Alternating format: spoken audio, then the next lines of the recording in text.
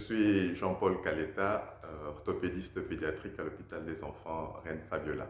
Je fais une recherche qui est soutenue par la Belgium Kids Fund et particulièrement par la bourse Steve et Elisabeth Friedrich-Strauss, deux personnes qui soutiennent la fondation depuis plusieurs années.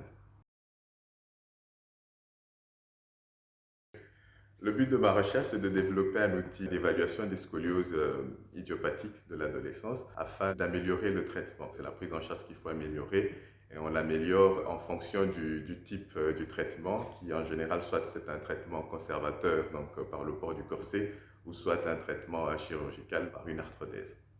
Une scoliose, c'est une déformation de la colonne vertébrale dans les trois plans, donc de face, de profil et point de vue horizontal. Donc on a des vertèbres qui sont en rotation. Et donc il y a deux causes fondamentales de la scoliose. Une cause qui est connue, et donc elle est liée à une maladie, ou soit à une déformation d'une vertèbre, ou une cause qui est inconnue. Et donc les scolioses idiopathiques sont des causes qui ne sont pas connues au fait. Elles sont un peu multifactorielles, mais voilà, elles ne sont pas connues. L'ennemi de la scoliose à l'adolescence, c'est la croissance. Donc à l'adolescence, ils ont ce qu'on appelle une deuxième poussée de la croissance. Ils vont beaucoup grandir.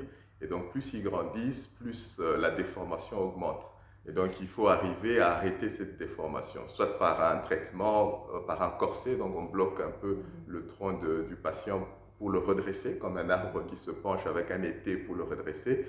Et quand on a une scoliose qui est beaucoup plus sévère, et surtout en fin de croissance, qui est une scoliose qui malheureusement ne va plus s'arrêter, alors là, on est obligé de faire une chirurgie pour corriger et bloquer la colonne vertébrale dans une bonne position. C'est un outil d'évaluation.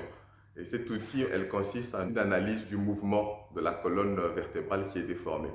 Et cette analyse, au fait, c'est la collecte des paramètres biomécaniques qui sont réalisés dans un laboratoire dédié. Et ces paramètres nous permettent, au fait, de trouver une formule mathématique qui, plus tard, elle nous permet de catégoriser les différentes formes de scoliose. Et donc, cette catégorisation nous aide après à avoir un traitement qui est beaucoup plus spécifique à un patient. Donc, c'est un peu pour spécifier le traitement chez un patient. Dans l'étude, nous allons faire passer une dizaine de patients au labo, on appelle ça le labo de mouvement, et des mesures vont être prises en fonction de ce qu'on va demander aux patients. Et donc les patients auront des capteurs et on va demander aux patients de réaliser certains mouvements et ces mouvements vont nous permettre d'avoir des valeurs qui sont plutôt quantitatives et qui vont nous conduire à élaborer des formules. L'évaluation habituelle des scolioses, actuellement, c'est par la radiographie et donc l'apport d'avoir un outil qui n'irradie pas l'enfant.